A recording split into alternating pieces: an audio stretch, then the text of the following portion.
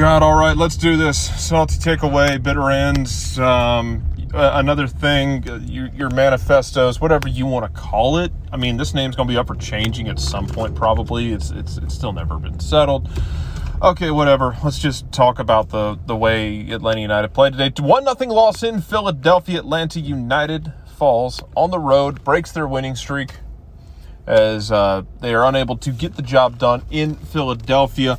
And, kind of a mess of a game for Atlanta. It just seemed like at times just weren't able to get a foot in the game and weren't able to really find themselves and struggled in the first half. Brad Guzan, by the way, continues to, if you just keep criticizing Brad Guzan, because every time someone brings it up, Brad Guzan does what he did today, which is make a bunch of really good saves and patrol his area really well. Good game for him. The backline, I thought, did pretty well. Philadelphia, though, here's the thing. Philadelphia loses in CONCACAF Champions League. That's not a shock. A lot of teams do that. Philadelphia is kind of up and down. They're prone for that. That team's good, though, so I don't treat this. I would say don't treat this, because I'm not treating this as a, oh, my God, I can't believe you lost that game. More of a, oh, you came out flat on the road against a good team, and they smacked you around a bit. Okay. Yeah, that sounds about right. Okay. It's happened to you before. It's probably going to happen to everybody at some point. The goal here, though, is to keep winning the games that are in front of you. You've done a lot of work. Like, my complaint early in the season was you gave away points at home, so you're going to have to steal some points on the road. I feel like you did that. I feel like you were able to steal some points on the road, and this one wasn't one of those. It would be great to get a point on the road. It'd be great to get 3 points on the road, even better. You weren't able to do it. You're doing it without Joseph Martinez, who had been finding himself. I thought you looked better when you brought on a number 9 later in the game, when you bring on a Jackson Conway, even though Jackson Conway turned into a turnstile along with Jake Mulroney to let Jose Martinez waltz in, get the only goal for Philadelphia, where Martinez dribbles past both of them way too easily, plays it to Kasper Shibilko, who has terrorized Atlanta. And Shibilko's a weird duck, man. The dude's really talented, but I can never tell how I feel about Kasper Shibilko, honestly. So, yeah, that's where you're at. Tough performance for Atlanta United. Overall, performance-wise, looking around, like I said, the back line was fine. I thought Bello was good. Taking him off for Mulroney feels like kind of a going for it kind of move. Also balancing legs, and Mulroney doesn't really have that. He's shown flashes of that defensive ability, but it hasn't been nearly as good as Bello, obviously. And he gets burned on the goal. And then if you flip things around, you make the sub later where you take off George Campbell, and at that point you're playing theoretically 2 at the back or 3 at the back. If you drop Sosa back there, it's all theoretical at that point. If you do that, you're asking him to play left back, which is tougher for Mulroney, but you created some half chances, and you kind of woke up as things went along. Man, playing Philadelphia is tough, though. It's gotten to the point that playing Philadelphia is one of the closest things you're going to do to doing some CONCACAF-ness in your life, and that's okay. This is some stretching out your body for some CONCACAF that you may not have expected you would have had to do. But it gets pretty CONCACAF-y with Philadelphia. They're going to play physical. They're going to try and get in your head. You have the scrap at the end of the first half where I forget who it was. Pokes Barco, and it looks like they're about to have a Donnybrook out there in the middle of the field. That's just kind of how stuff like that can go for them. It's just kind of what they'll do. And then, you start trying to clap back at them. They're going to try and bait you into it. And they're going to try and kill time. They're going to try and disrupt the flow of the game because they can play it in multiple ways, but they're damn good at playing it that way. That's what Philadelphia and Jim Curtin are going to do. So, yeah, it's good practice for CONCACAF, honestly, and it's a duck Atlanta's going to have to break eventually with Philadelphia because they just haven't been able to do it this year. You have the CONCACAF Champions League games. Obviously, we don't need to rehash those. You have the games in Atlanta, the game in Atlanta where Atlanta gives away 2 goals late, including the absolute blast from 12 miles away that really still pisses me off personally because it's one of those where, man, Philadelphia showed up for 10 minutes and pulled a draw out of that game because Atlanta just decided they weren't going to play defense at the very end there. That was frustrating, and I know I'm really oversimplifying it, but it was one of those where it felt like man, they didn't really create that second one. It was a rocket. Atlanta's been on the end of that before, and it's one of those where in raw emotion, I'm like, man, y'all didn't deserve that draw, but I guess here's your damn point. Get out of my town. And now you go to Philadelphia, and it's always tough to play in Philly. Like it's never an easy place to go and play, and this Philly team can scrap. They're going to be interesting in the playoffs because as the playoffs get more defensive and as guys get more physical, how does Philadelphia deal with that? How do other teams deal with that? But we'll get back to Atlanta.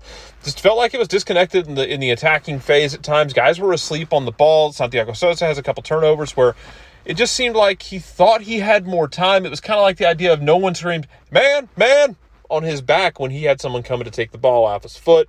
So really frustrating in that respect. This doesn't mean things are going to turn south and turn sour. Atlanta United has been, arguably the hottest team in the league coming into this game.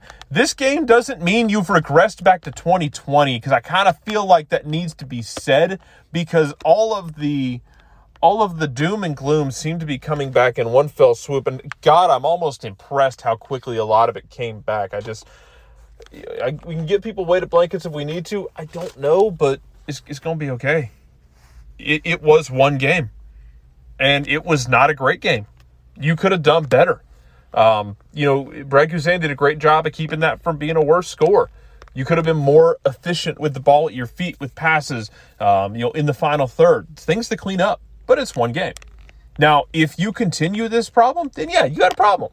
But you got to chalk it up right now as one game and not think of it as, oh, God, we're back to 2020, early 2021, and doom and gloom.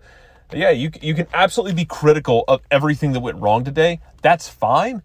Just don't let the last 2 months go by the wayside for you, I guess, is where I am at personally with this one. You got a little bit of time to get healthy. Joseph's hopefully going to be able to play. I'd be really tempted not to go with the false 9 again, depending on how Miami wants to set it up.